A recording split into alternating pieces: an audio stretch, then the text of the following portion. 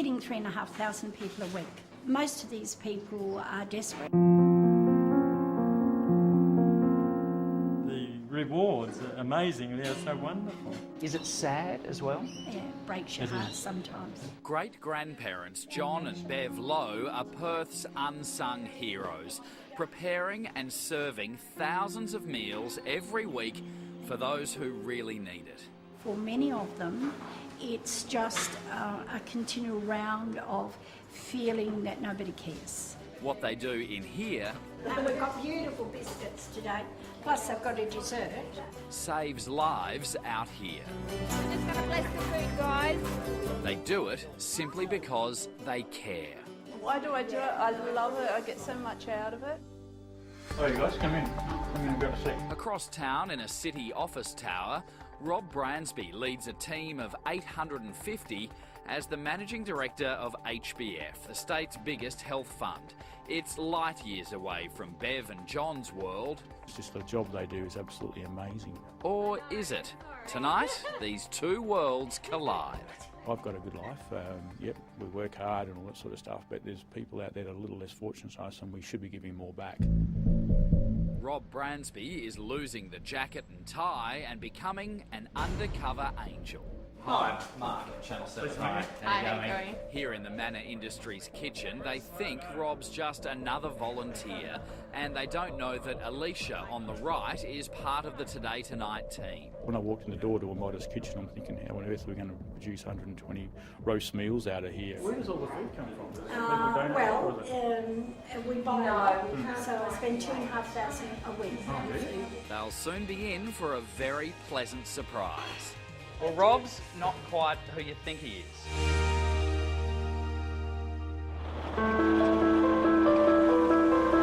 The Manna Industries story starts on a wintry night in 1996. It was wet and cold, and we saw some people sitting under the trees, and we came back 5 hours later and they were still there, and I said to John, let's go home and make soup.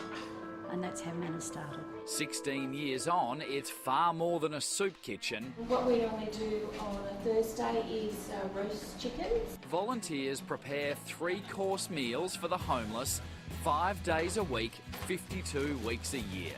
This is the only hot, nourishing meal that's provided in Perth. And we have really high standards. It must be fresh that day.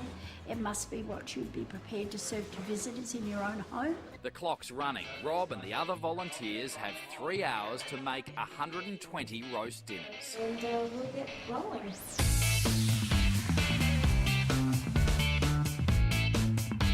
It's all hands to the deck and it's all regimented, it works, it gets delivered. The commitment of those volunteers is unbelievable. We need to have these in the oven by 2 o'clock in order for them to be pretty much ready by 3:30 because we're starting to serve up at 4. Oh, okay. Sue Thompson oversees 200 volunteers a month.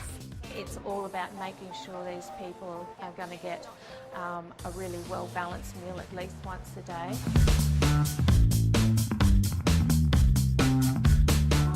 So you're doing the spuds today.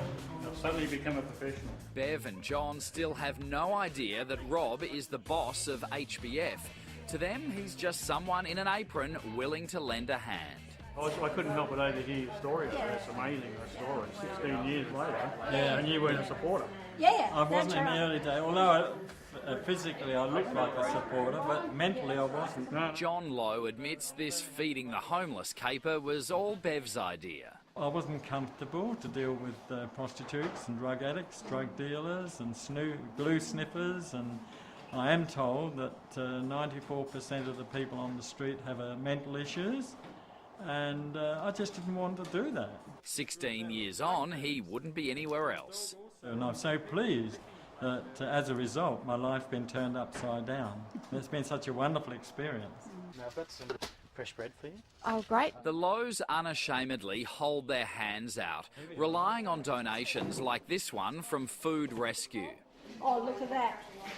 That'll be so nice. Then there was the bloke Bev collared at the veggie market. I told him what we were doing, and that's 15 and a half years later, and we get a ton of fruit and veggie a month free of charge. And they'd be nothing without the army of volunteers. Children as young as 6 come in and wrap cutlery, and we have people with disabilities who come in and help, and we have wonderful, wonderful volunteers. They're just gems. Once the bread's buttered, the cutlery's wrapped, the roast chicken and veggies are served in containers, the food's stored in eskies, the dishes are done and the eskies are loaded into vehicles, it's time to head to the park. What they produce is just incredible in a very modest setting. Remember, they do this from a kitchen in a suburban hall every single day.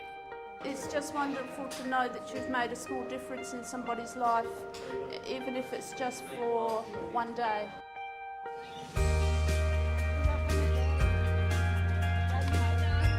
First couple of times to actually go to the park and face these people was terrifying. You know, they sort of swarm around you like bees, and you've got to sort of stay calm. Up to 160 a night turn up. Most of these people are desperate, and before we started they used to steal to eat. Tonight, 85 have come to Weld Square in Northbridge. Thank you very much. My pleasure. Rob Bransby is the boss of HBF. Not that anyone here knows that. He's simply a volunteer, the provider of their only meal for the day. I've spent a couple of months on the streets, about 9 months on the streets. My boyfriend has spent a couple of years on the streets. And coming down here and seeing these people get the food is just heart-wrenching, you know, the fact that they've got nowhere to go. If anybody had said to me 16 years ago that I would consider prostitutes and pimps and drug dealers my friends, I would say, I'm a good girl, I don't mix with those people. But I have learned that they truly are my friends. So you're getting all loaded up to take this back? Yeah. Doug's here on behalf of his neighbours. Many of the residents of this West Perth block of flats are disabled pensioners, so Doug collects dinner for them. It's a 10k round trip on his gopher. I pick up between 17 and 20 meals every day, 6 days a week, and take them back up there and then distribute them. Until you get out here and see what really happens, it's just a real eye-opener. But you're just looking in their eyes. They're obviously really hungry people that are really, really appreciate what you're doing for them. Yeah. Yeah. And Sue, Yeah. I've got to I shoot, just I'm get- sorry, Oh, but yeah, I just sure. wanted to say thanks Yeah. so much for having me. You're That's both all right. absolute marvels, and do you mind if I come back again? Oh no, darling, I'd be very happy. Especially Well done. Thank you very much. We'd love you to come Yeah, you're absolute marvels, you guys. any time at all. And I'll Bev and her team don't know it, but Rob will be back with a life-changing surprise. See you, darling. Thanks ever so. 1 week later, it's time to blow the cover of our Undercover Angel. Yep. Bev and John Lowe think we've returned to do another interview, but look who's come with us.